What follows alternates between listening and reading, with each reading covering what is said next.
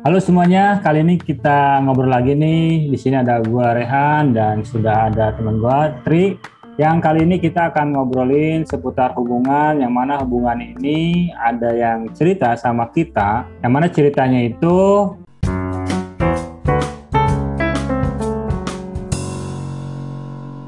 ketika seseorang menjalin sebuah hubungan dan dia itu lebih percaya sama teman atau teman dekatnya dibandingkan pasangannya. Nah, ini gimana nih? Nah, jadi kita langsung aja ke teman gua Tri. Halo Tri, gimana nih? Hai, oke.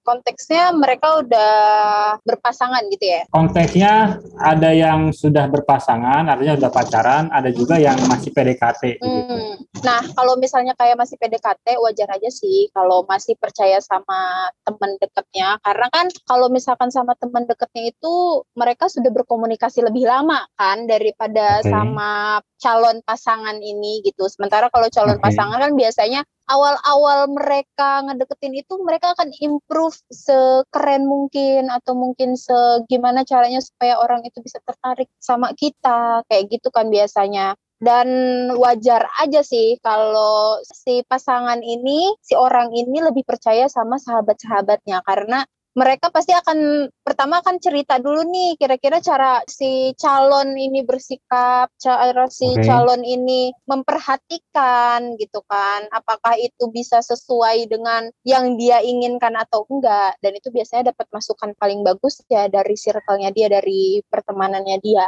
kayak gitu. Oke, jadi kan ini ada yang cerita sama gua ya Hmm. lewat DM IG itu ada dua sebetulnya. Mm-mm. Nah, untuk yang pertama dulu deh. Gimana kira-kira kalau kita sebagai orang yang mendekati si calon pasangan tersebut, yang mana calon pasangan tersebut lebih percaya ke temennya, padahal kita itu lebih dekat duluan dibanding si temennya itu. Kita cerita yang ini dulu gimana Oke, tuh?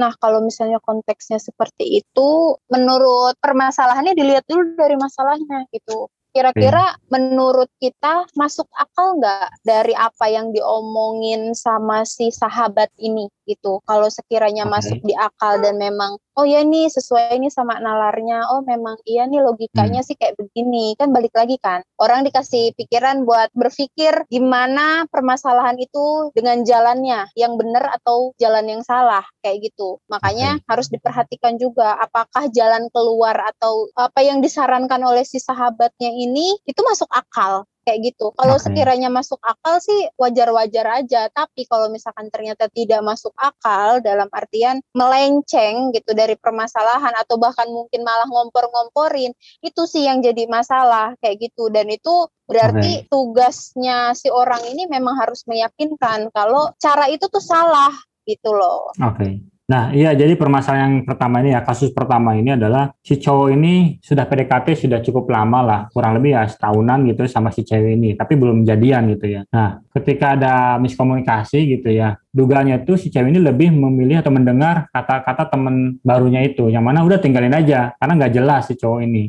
Nah, ini gimana kalau konteks kayak gini? Kalau orang itu lebih Hmm, percaya teman barunya si sama cewek itu dibandingkan si calon pasangannya yang sudah kenal ya kurang lebih setahun itu. Gini, mungkin ada satu yang bisa di-highlight ya dalam kasusnya gitu kan. Pertama, tadi kan sudah dijelaskan juga sebelumnya si orang itu ternyata Hmm. udah PDKT selama 1 tahun, ya kan. Nah, PDKT selama satu Oke, tahun itu intensitasnya lama atau enggak sih kira-kira gitu kan.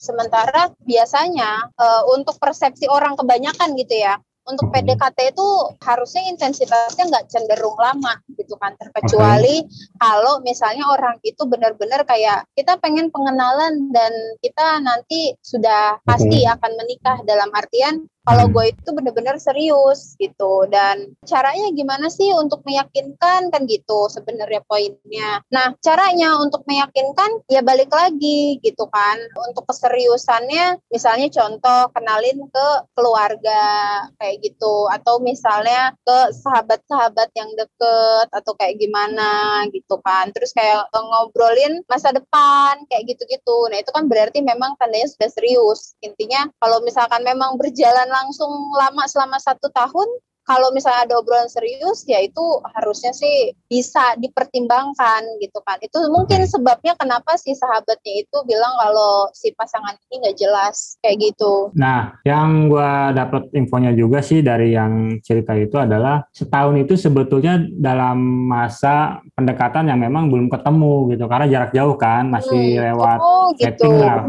Ya, sehingga ketika setahun kemudian ketemu gitu kan, baru 1, 2, 3 kali ketemu itu, pada akhirnya si cewek ini memutuskan untuk pergi gitu, untuk nyudahin pendekatannya itu, padahal belum nanya kita mau bagaimana nih hubungannya gitu kan.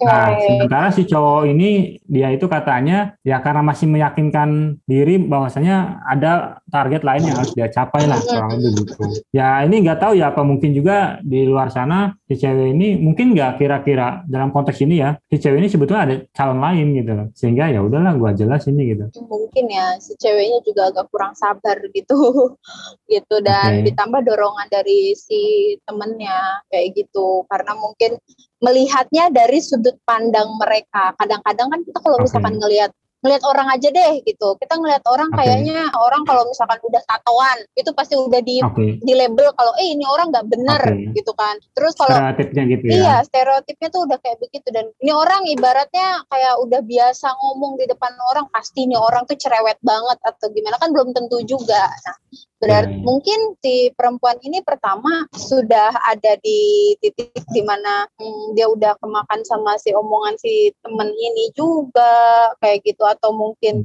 bisa jadi dia punya referensi kandidat lain gitu untuk melanjutkan hidupnya dia gitu, dan untuk mempertimbang-timbang. Menyudahi sama yang si cowok ini ya. Betul, kayak gitu. Nah, jadi kalau misalnya katakanlah dugaannya itu benar, anggaplah benar ya. Nah, kalau memang kondisinya si cewek ini berubah karena katakanlah dorongan temennya, artinya si cewek ini nggak punya prinsip dong, atau gimana nih? Sebetulnya bisa dibilang nggak punya prinsip ya, kita nggak bisa sapu bersih sih dia dibilang nggak punya prinsip, tapi mungkin Oke. dia lebih ke masih bingung dengan identitas dia gitu kan, maksudnya kayak ini Oke. langkah gue bener apa enggak nih kayak gitu. Terus dengan support teman-temannya dia gitu kan, kebanyakan dari teman-temannya dia seperti itu, oh mungkin langkah gue ini benar kayak gitu. Dan kalau misalnya ketika tidak punya prinsip ini, bisa jadi memang ada hal-hal yang kurang yakin atau dianya kurang percaya diri sama keputusannya dia. Nah, terus kalau kondisinya kayak gitu, misalkan oke lah ada dorongan temennya, terus dia mungkin dianggap ya pipi-pipi lah ya, dia punya prinsip atau enggak gitu ya, atau masih labil katakanlah gitu ya. Ada kemungkinan nggak ketika hal itu terjadi karena sebetulnya ada faktor masa lalu dia, atau masa lalu si cewek ini yang mana entah trauma mungkin gitu, atau gimana gitu. Nah, itu kalau hal-hal yang kayak gitu sih harus diobrolin lagi sih dengan si orang itu gitu kan.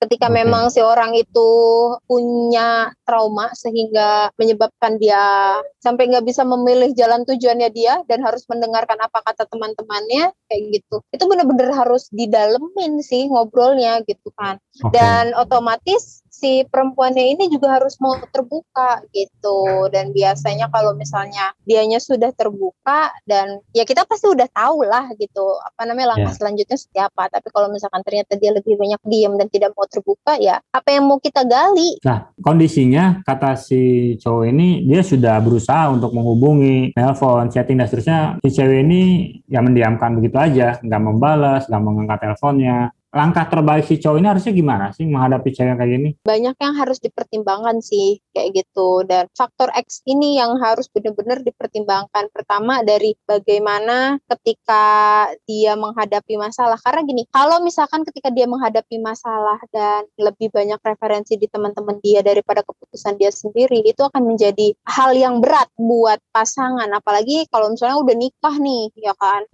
Kalau misalkan masih ngedengerin apa kata orang lain, itu bisa jadi dia tidak akan pernah punya prinsip kayak gitu. Artinya keputusannya bukan dari diri dia gitu, finalnya bukan dari keputusan bersama si pasangan kayak gitu kan, malah lebih kata teman aku begini, kata teman aku begini. Toh yang menjalani hidup kan bukan teman kamu dan si pasangan gitu kan, tapi diri kita sendiri dan pasangan, dan yang berhak menentukan hidup itu ya diri sendiri gitu. Harusnya sih bisa ke arah sana gitu cara berpikir. Nah, ini sebetulnya nyambung nih dengan kasus yang kedua nih.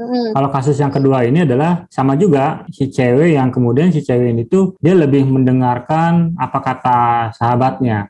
Jadi apapun keputusannya tuh ataupun apapun yang dia lakukan dengan si pasangan ini, dia selalu cerita ke sahabatnya. Ini gimana nih orang yang kayak gini? Nah, ini sebetulnya hal-hal yang menurut gue sendiri salah ya gitu kan. Karena ya tadi yang gue bilang gitu, kan yang jalanin hidup lu nih gitu kan. Lu bisa dan boleh banget sharing sama sahabat lo gitu kan. Kira-kira langkah lo tuh udah bener atau belum gitu. Tapi yang memutuskan tetap diri lo sendiri gitu. Apakah jalan yang lo pilih itu bener atau enggak gitu. Nggak bisa kayak, gue sama pasangan gue misalkan punya masalah A, ya udah putus aja. Terus tiba-tiba si orang itu langsung ngomong kata teman gue harus putus tuh gitu. Itu kan sama aja kayak orang nggak punya prinsip kan. Terkecuali misalnya sharing sama temennya dia dan ngomong misalkan, gue kayaknya udah nggak cocok sama pasangan gue deh. Kalau misalkan gue putus begini-begini, dan kemudian si pasangan ini mereferensikan gitu. Dalam artian mereferensikan itu kayak dikasih tahu gitu kan. Kalau misalkan lo putus nanti seperti apa gitu kan resikonya. Kalau misalkan nanti lo nggak putus atau misalkan lo masih sama dia akan seperti apa. Nah harusnya si sahabatnya ini bisa seperti itu kayak gitu, dan keputusan akan kembali lagi ke dia kayak gitu. Jadi intinya kalau memang si teman atau sahabatnya itu lebih kepada memberikan gambaran plus minusnya gitu ya. Dan pada akhirnya si orang yang bersangkutan yang memutuskan, berarti itu yang better gitu ya dibandingkan langsung to the point, udah putusin aja atau udah lanjut aja gitu ya. Itu dari sudut pandang kalau misalkan kita jadi sahabat gitu kan. Tapi kalau misalkan ternyata diri kita sendiri yang ada di posisi itu gitu, kalau misalkan gue sendiri nih punya pasangan yang kata temen gue begini deh, kata temen gue begini deh, gue akan pasti nanya sama dia, lo bakal nikah sama temen lo atau lo bakal nikah sama gue gitu. Kalau misalkan lo bakal nikah sama gue, kita diskusikan berdasarkan opini atau asumsinya kita supaya kita bisa tahu jalan tengahnya kita kayak gitu, harus seperti apa gitu. Tapi kalau misalkan ternyata masih ada embel-embel kata temen gue begini deh, kata temen gue begini deh gitu. Kalau masih ada embel-embel kayak begitu, berarti itu pasangan kita masih belum cukup dewasa untuk bisa memutuskan. Dan artinya mungkin masih belum bisa untuk berkomitmen juga mungkin gitu, karena dia sendiri belum bisa menentukan jalan hidupnya dia gitu, dan masih ditentukan oleh orang lain gitu. Gimana dia mau menjalin satu hubungan, di mana satu hubungan itu ya pernah kita bahas lah di podcast kita sebelumnya, kalau kita punya pasangan itu ya akan seterusnya sama dia gitu, ngelihat dia setiap hari dan diskusi pasti akan sama dia gitu. Jadi segala halnya soal gimana hidup kita, yaitu kita sendiri yang nentuin gitu, dan pasangan kita. Jadi intinya kalau ada pasangan yang salah satu pasangan itu lebih percaya temennya, mendingan diperjuangkan atau cabut aja? Kalau misalnya masih bisa kita rubah ya perjuangin aja. Tapi kalau misalkan ternyata itu jadi habit, yang ngapain gitu loh. Karena kan lo merit sama dia bukan sama temennya. Akan menjadi sulit juga tahu kalau misalkan si orang yang ngirim chat atau apa ini ceritanya merit lah sama si pasangan itu gitu kan. Terus tiba-tiba ada masalah misalnya kayak bayar listrik lah ibaratnya gitu kan. Kita itu sebulan itu kayaknya 100.000 cukup deh gitu kan. Si suami misalnya ngomong kayak begitu. Terus si istri kayak ngomong, enggak, kata teman aku tuh harus 250 karena kebutuhan kita itu ini gitu kan. Sementara yang hidup di sini tuh kita gitu, ngerti gak sih?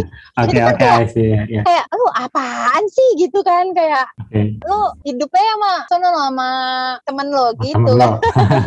Kayak gitu sih. Dan itu berarti kan cukup berat sih berarti ya, kalau si pasangan itu belum bisa membuat keputusan sendiri ataupun dia lebih terpengaruh sama teman, dan akan menjadi konflik terus gitu. Soalnya ya tadi aja gitu, permasalahan listrik aja bakal jadi panjang gitu kan, karena dia itu tidak bisa memperkirakan berdasarkan realita gitu, realita sebenarnya kehidupannya dia seperti apa gitu kan. Sementara kan kalau pasangan kan jatuhnya asumsi ya. Kenapa gue bilang asumsi? Karena coy temen lo di sana gitu kan, dan lo tuh wujud lo tuh di sini di rumah ini, sementara kebutuhan lo tuh ya ada di rumah ini gitu kan. Masa lo masih minta pendapat ke temen lo kayak gitu kan, kayak lucu gitu. Jadi overall nih untuk kesimpulannya nih, ketika ada suatu pasangan ataupun calon pasangan dan dia lebih mendengarkan teman dekatnya atau sahabatnya, dilihat dari si sahabatnya itu gimana ya treatment ke si calon pasangan, bisa ngasih itu edukasi atau enggak gitu, bisa ngasih pilihan atau enggak, di mana pilihan itu lu sendiri yang menentukan gitu. Karena kita tuh enggak, jadi gini loh, coba deh lo berpikir kalau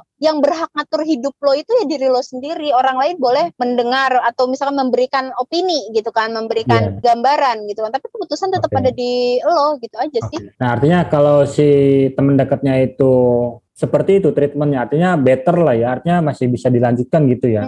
Tapi kalau teman dekatnya sudah langsung strike untuk mengeksekusi, misalnya udah putusin, udah lanjutin, nah itu sahabat-sahabat yang tidak baik lah kayak gitu, bukan sahabat yang baik. Dan kalau yang kayak gitu artinya langsung bahasanya kalau emang nggak bisa diubah ataupun si calon pasangan itu tetap mau sama sahabatnya, sebaiknya mendingan mundur aja gitu lah ya. Iya gitu, dan itu sebenarnya bisa dipancing kok, yang penting asalkan satu ngobrol dibikin asik aja, terus habis itu nyerempet dikit tentang sahabatnya, habis gitu ya kita bisa nyimpulin sih. Oke, mungkin itu aja untuk obrolan kita sore kali ini, dan jangan lupa buat teman-teman yang dengerin ataupun nonton di YouTube untuk tinggalkan komentar di kolom komentar. Gua Rehan dan gue Tri pamit undur diri, bye. Bye.